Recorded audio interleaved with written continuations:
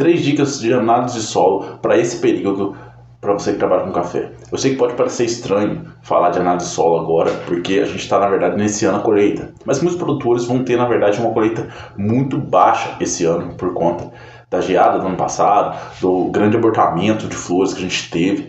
Então, muitos não vão ter grande produção nesse momento. Primeira dica: retire pelo menos 15 pontos por hectare. Eu sei que isso parece muito, mas muitos produtores muitas vezes tiram 3, 4, 5 pontos. E isso é muito pouco. Você precisa tirar pelo menos 15 pontos por hectare. Idealmente, 20 pontos por hectare.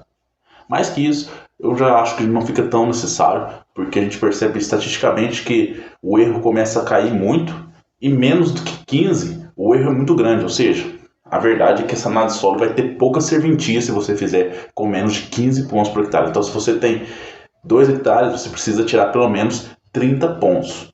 Desses 30 pontos, depois você vai fazer, na verdade, uma amostra composta. Ou seja, você vai misturar essas terras e aí você vai tirar uma análise. Idealmente, você faria 2 análises. Então, uma para cada hectare. Mas você pode fazer de uma, mas você tem que misturar muito bem essas duas, tirar restos de material orgânico e tudo mais, aqueles torrões, pedras, e aí você consegue ter uma análise um pouco mais fina. Como eu falei, o ideal é que fosse 2 separadas, então um para cada hectare, mas muitas vezes isso acaba sendo inviável, né, para produtores que já têm uma área um pouquinho maior.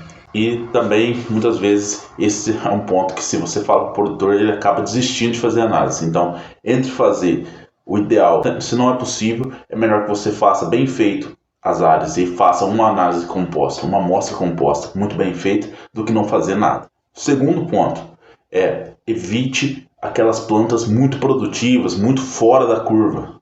A gente precisa fazer de forma bem aleatória, né? Seja aleatório nos locais que você tira. Você tem que tirar na projeção da copa, ou seja, aqui é a ponta da copa do cafeeiro, você vai tirar dentro dessa área aqui, que é a área que você aduba. Se você aduba de um lado só, você vai tirar daquele lado que você aduba. Se você aduba dos 2 lados, você pode tirar dos 2 lados. Mas é muito importante que seja onde você aduba e você fazer de forma aleatória. Então, o que quer dizer isso de forma aleatória? Não escolha lugares, por exemplo, aquelas plantas que tem a produção muito grande, que você acha, que drenou demais o solo, vou fazer aqui. Tá, se isso é verdade, ela deve ter produzido muito mais do que o normal da lavoura, do que o resto da lavoura. Então, aquela análise naquele lugar vai superestimar a sua adubação. Você vai ter que colocar muito adubo ali e, na verdade, as outras pode ser que não esteja precisando de tanto. E se você escolher uma planta que não teve produção, você pode subestimar, né, a sua adubação. Então, você não coloca tanto adubo, mas na verdade as outras plantas estavam precisando e você acaba tendo uma quebra de safra. Então você tem que escolher, sim, aqueles pedaços onde representa melhor a sua lavoura como um todo. Ou seja, você olha e você fala assim, essa aqui é uma planta média, uma planta que representa as demais. Então você vai fazendo esses pontos aleatoriamente. De preferência, você pode adotar algumas estratégias, como os caminhamentos em zigue-zague, mas enfim, é não escolher. E foge também dos carreadores, né? Lógico. Carreadores, formigueiro, terra de tatu. E a terceira dica importante é: faça o quanto antes. Então, se você tem pouca produção esse ano, você pode fazer. Se a sua colheita ainda não iniciou, né? Você pode fazer isso também agora, mas você pode fazer também depois da sua colheita, mas não espera muito tempo depois. Pode fazer assim que você acabar a sua colheita, você faz. Por que isso é importante? Porque, na verdade, você vai ter mais tempo para fazer as correções de solo e as adubações, né? Para planejar tudo isso. Um exemplo seria, se você precisa usar muito calcário, você tem tempo para colocar essa quantidade grande de calcário, talvez até parcelar em 2 vezes, e ainda deixar esse tempo para o calcário reagir antes de você colocar a primeira adubação. Então isso vai aumentar muito a sua eficiência. Agora, se você fizer a sua análise de solo só lá no período recomendado, né, de já perto de setembro, por aí, você simplesmente vai estar muito em cima já para poder fazer a sua adubação. Então, quanto antes você fizer, melhor.